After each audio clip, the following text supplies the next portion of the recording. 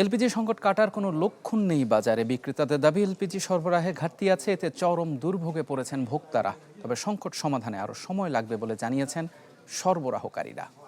নতুন এবং ফিরে আসা গ্রাহকদের জন্য নগদে চলছে ক্যাশব্যাক সহ প্রতিদিন হাজারো উপহার জেতার সুযোগ। হবে আশা আর ফেরা, সারপ্রাইজ সেরা। মগবাজারের এলপিজি সিলিন্ডার বিক্রেতা লতিফ দোকান খুলেছেন, কিন্তু চাহিদা মতো সরবরাহ পাচ্ছেন না। এমনকি বাড়তি দামে কিনতে চেয়েও পাচ্ছেন না। তাই বিক্রিও করা যাচ্ছে না বিইআরসির নির্ধারিত দাম ১৩০৬ টাকায়। ১৩০৬ টাকা আমরা বিক্রি করতে পারতেছি না। আমাদের বিক্রি করতে হচ্ছে ১৫০০, ১৬০০, ১৭০০ পর্যন্ত বিক্রি করতে হচ্ছে। আর হচ্ছে ২৫০০ টাকাও কাস্টমার গ্যাস পাচ্ছে না। লতিফের মতোই অবস্থা অন্যান্য ব্যবসায়ীদেরও।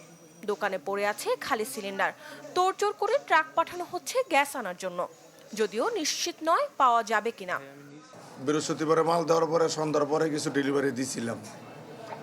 আর আজকে তো শুক্র শনি বন্ধ, আজকে গাড়ি পাঠাইছি। ২টার পরে বলা যাবে মাল সিরিয়ালে আছে, গাড়ি কালীগঞ্জ গেছে বিএম মাল আনার জন্য।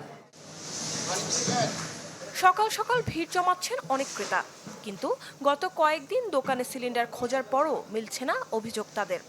গ্যাস খুঁজতেছি, কোনো জায়গায় পাইতেছি না। এখন দেখি, এখানে দোকান খোলা, মনে করছিলাম যে মাল পাবো, কিন্তু মাল পাইলাম না। সংকট অনেক বেশি এখন দিন দিন বাড়তেছে। বলছি ভাই সিলিন্ডার আছে কিনা, বলে না ভাই কোনো সিলিন্ডার। আমি বললাম যে একটা অন্তত পক্ষে দরকার বাসার জন্য, তো বলতেছে একটাও নাই। নানা রকম হয়রানির প্রতিবাদে গেল বৃহস্পতিবার সারা দেশে এলপি গ্যাস সিলিন্ডার বিক্রি বন্ধ রাখে ব্যবসায়ীরা। পরে বিইআরসির সাথে বৈঠকের পর ধর্মঘট প্রত্যাহার করা হয়, কিন্তু কাটেনি সরবরাহ সংকট। 2 দিন আসলাম, গ্যাস পাই নাই। আইসা থেকে দোকান তালাবদ্ধ করা। গেল ৪ জানুয়ারি বিইআরসি ১২ কেজির দাম ১৩০৬ টাকা, ৩৫ কেজির দাম ৩৮০৯, ৪৫ কেজির দাম ৪৮৯৮ টাকা নির্ধারণ করে। মরিয়ম আজিজ মৌরিন, চ্যানেল 24, ঢাকা।